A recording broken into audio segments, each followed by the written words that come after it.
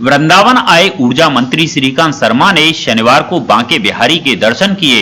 उन्होंने परिक्रमा मार्ग का हाल देखा और राम मंदिर निर्माण में सहयोग राशि के रूप में 1,11,000 रुपए का चेक दिया। उत्तर प्रदेश के ऊर्जा मंत्री श्रीकांत शर्मा आज वृंदावन आए।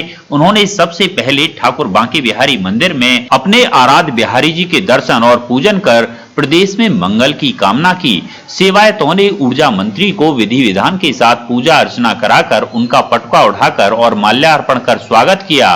दर्शनों उपरांत उन्होंने जुगल घाट से केसी घाट तक परिक्रमा मार्ग का निरीक्षण किया। साथ ही एक गेस्ट हाउस में आयोजित कार्यक्रम में उन्होंने राम मंदिर निर्माण में सहयोग करने के लिए राम भक्तों को 1,11,000 रुपए का चेक भेंट किया।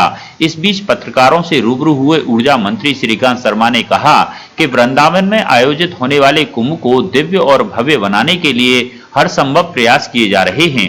वहीं संतों से भी सुझाव लेकर कमियों को दूर करने का प्रयास किया जा रहा है। और सुरक्षित और इको फ्रेंडली कुंभ की तैयारियां खूब जोर से चल रही हैं। लगातार हमारे सभी मेलाधिकारी और सभी प्रशासनिक अधिकारी, कमिश्नर ये सब निगरानी कर रहे हैं। पूज्य साधु संतों से भी हम लोग लगातार संपर्क में हैं। हमारे सभी अधिकारी कहाँ का क्या क्या कोई कमी है तो उसका भी तुरंत संज्ञान ले रहे हैं। और ये सब ब्रजवासियों का संत है, सब लोग इसमें सहयोग करें और एक दिव्य भव्य और एक सुरक्षित और इको फ्रेंडली कुंभ का आयोजन यहाँ हो रहा है, उसमें सब सहयोग करें। बड़े सौभाग्य की बात है हम सब ब्रजवासियों के लिए। आज अच्छी खबर ये है कि वैक्सीन भी शुरू हो रही है लगभग। पूरा देश अपने प्रधानमंत्री जी का अभिनंदन कर रहा है, उनको साधुवाद दे रहा है कि उन्होंने इस महामारी में पूरी सजगता के साथ पहले चरण में इस महामारी को फैलने से कैसे रोका जाए इसके प्रयास किए और उसमें सब भारतवासियों के सहयोग से बहुत हद तक हम लोग सफल हुए। उसमें कोई गरीब रात को भूखा ना सोए उसकी चिंता आदरणीय प्रधानमंत्री जी ने की।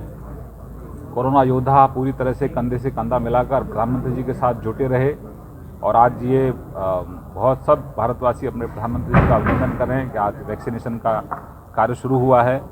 और अभिनंदन इसलिए भी सब लोग कर रहे हैं कि सबसे पहले जो चयन हुआ है वो जो काम करने वाले हमारे लोग हैं उन सब लोगों का चयन किया जिन्होंने इस महामारी में सबसे आगे बढ़कर जिन लोगों ने काम किया है उन लोगों का पहले चरण में चयन किया गया है। कल कांग्रेस के प्रोटेस्ट में प्रधानमंत्री जी को अपशब्द कहेंगे। देखिए, किसान हमारा अन्नदाता है और हम भी किसान हैं, मैं भी किसान का बेटा हूं। देश का जो छोटा किसान है, जिसकी छोटी जोत है, जो सीमांत किसान है, वो आदरणीय प्रधानमंत्री जी के साथ है। वो प्रधानमंत्री जी से बहुत खुश है क्योंकि ब्याज पर ब्याज जो लिया जाता है, किसान को जो कर्ज मिलता है उस पर चक्रवर्ती ब्याज लगता है, उससे मुक्ति उसको मिलेगी, आज़ादी मिलेगी उसको। खुले बाज़ार में अपनी जो फसल है उसकी कीमत वो वसूल पाएगा, तो उसकी फसल की गारंटी भी इसमें है और उसमें उचित मूल्य की गारंटी इस कानून में है और कर्ज से उसको मुक्ति मिलेगी। तो जहां एक तरफ देश का अन्नदाता आदरणीय प्रधानमंत्री जी का अभिनंदन कर रहा है, वहीं कुछ लोग हैं जो नहीं चाहते कि इस देश का किसान आर्थिक रूप से स्वावलंबी बने। और कांग्रेस और वामपंथियों का जो कॉकटेल है वो हमेशा से ही गरीब और किसानों का अहित करने वाला रहा है। ये कभी भी चीन की जो कंपनियां हैं उनका विरोध नहीं करते, चीनी उत्पाद जो चीनी सामान है उसका कभी विरोध नहीं करते। ये हमेशा अपने भारत के ही लोगों को डिमोरलाइज करने की कोशिश करते हैं। वैक्सीन का भी शुरुआत में ये लोग विरोध कर रहे थे। अब किसान हमेशा से ही कर्ज में दबा रहे, ये तो कोई नहीं चाहता।